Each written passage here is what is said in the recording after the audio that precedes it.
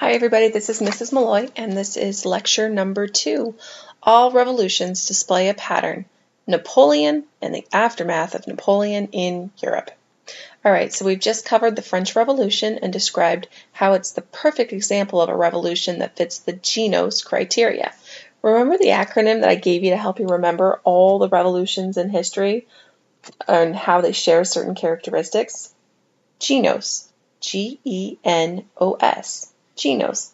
Well, GENOS also applies to the end of the French Revolution and even the revolutionary new government they ended up with. So we learned from our last lecture a great deal of information, and the next few lectures are going to contain much less information, so don't fret.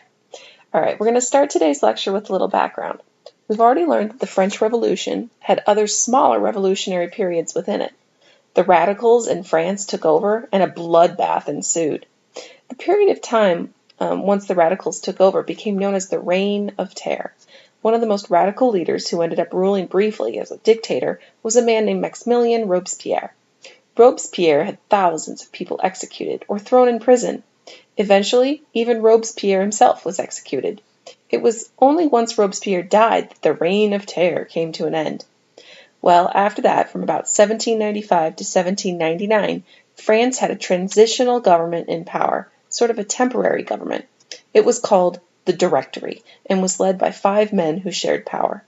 And this brings us to GENOS for today, so listen up. All right, we'll write down the following questions. How did Napoleon end up in power in France? How did he rule? How did he get overthrown, or when did his rule end? The answer? GENOS. So let's take a look at all of that in terms of GENOS. All right, we're going to start today with government problems. G. The 5-man directory was a corrupt, inefficient, and weak government. People held little respect for the directory. You need the public to support you if you want to lead a nation. And the public, well, they're going to put their faith in a little guy named Napoleon, who overthrew the government in something called a coup d'état. A coup d'état, which is spelled coup d'état, right? Coup d'état. It means a revolt or overthrow by the military. Napoleon seized power because he took advantage of a weak government setup. Even though he ruled as a dictator, and he even crowned himself the Emperor of Europe, and he actually believed that he possessed absolute power.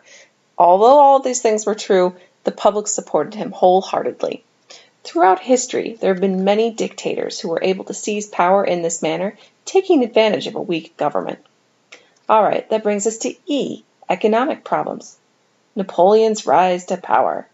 Listen, this immense change in France, it's revolutionary in nature and further provides evidence for my whole GENOS theory.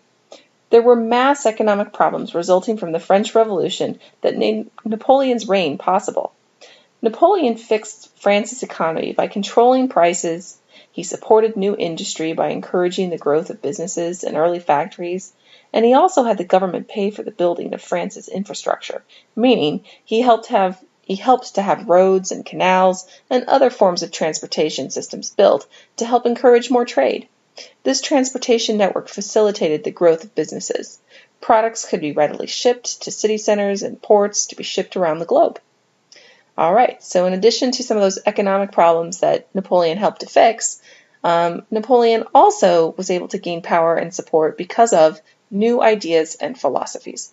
Napoleon fully embraced ideas like widespread public education, a relatively new idea in the early 1800s.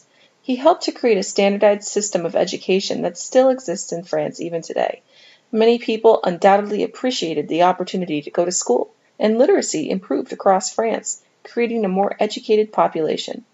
Napoleon's new ideas also embraced Enlightenment ideals. Believe it or not, he embraced the idea that all citizens are equal under the law. In fact, Napoleon is perhaps most well known for the legal system he established in France called Napoleonic Code, which I will talk about shortly. All right, so in addition to the new ideas and philosophies, other revolutions or ongoing revolutions. Napoleon's reign reflects the end portion of the French Revolution period. Napoleon used other revolutionary occurrences in Europe to his advantage. Knowing that people were beginning to see what France had done to their monarchy, he knew that other nations might want to change their governments as well and support revolutions in their own nations. Napoleon built a huge army, a massive army of over 600,000 men, and he marched across Europe to create an empire by going to war against monarchs and other nations. From 1804 to 1812, Napoleon will rule the empire he created, and he's going to dominate nation after nation. Napoleon often placed his own family members and friends in power once he took over those other countries. The only nations in Europe Napoleon was not able to conquer included Russia and England. Eventually, Napoleon made some key mistakes which resulted in his falling from power. And that brings us to the S in Genos, social inequality or social issues. See, Napoleon created a legal code called Napoleonic Code, but essentially he had created a system that was, well, a bit unequal. Napoleonic Code was based on many ideals from the Enlightenment, like the idea that everyone should be equal before the law. Well, Napoleonic Code also provided for, religious toleration. However, there were some social inequalities within his whole system. For instance, although all citizens were supposedly equal under the law, women lost many rights and were forced into more traditional roles in Napoleon's society. Many of the reforms women had enjoyed early on in the revolution were undone, and so a huge portion of the population felt disenfranchised and excluded. And despite all of the reforms that Napoleon made that supposedly embraced new ideas from the Enlightenment, order and authority over his people were more important to him than individual rights. I mean, he was a dictator, right? And these social problems, combined with Napoleon's poor military decisions toward the end, ultimately resulted in his fall from grace. See, Napoleon decided to invade Russia in 1812. Napoleon pressed forward with his troops despite the oncoming winter. The Russians, realizing they could never defeat a 600,000-plus army, decided to burn everything in his path as they retreated. This policy became known as the scorched earth policy. Napoleon's army found themselves in the middle of a Russian winter, months and months with no food or supplies. Napoleon made it back to France with fewer than 80,000 men in his army due to starvation, disease, and desertion.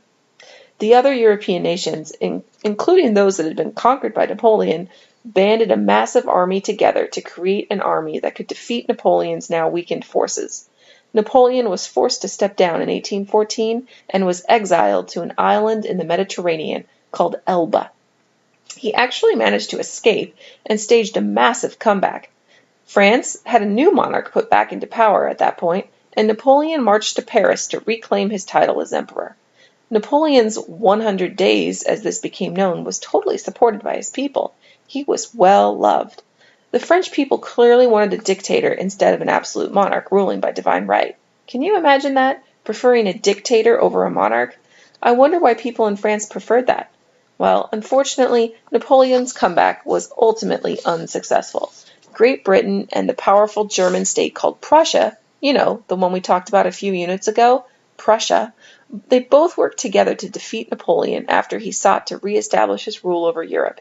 He was defeated in Belgium by his arch-rival or nemesis, a guy from Great Britain called the Duke of Wellington. The Duke of Wellington, ironically, used the same war technique created by Napoleon called divide and conquer. And, Napoleon had created that and defeated so many countries in Europe using this method. Which just goes to show that just because you create something innovative doesn't mean you're always going to be the best at it. So smartphone companies and tablet makers, keep that in mind. Don't get too full of yourself or too smug about your products or the way of doing things. Someone is always willing to change the world. Napoleon was exiled to a tiny and miserable island in the Atlantic Ocean called St. Helena, where he died, most likely from stomach cancer. But Napoleon is remembered today for carrying on the ideals of the French Revolution. Oh, yes. And so his legacy, although, the end of his reign marked the official end of the revolution in France, his legacy was ultimately, depending on how you look at it, it was ultimately pretty positive for the French people. He's going to have a lasting impact on the world. Napoleon's soldiers are going to spread democratic and Enlightenment ideals around the globe as they conquer country after country. Across Europe, citizens of many countries are going to have their own revolutions as they attempt to rid their nations of absolute monarchs. Additionally, Napoleon fostered a sense of nationalism for not just French people, but for people in other places as well. Later on, these feelings of nationalism will lead to the establishment of new countries like Germany and Italy. These feelings of nationalism will also result in subsequent revolutions, uprisings, and independence movements in places like the Caribbean and Latin America, and as far away as Mexico. Thanks for listening. Bye-bye.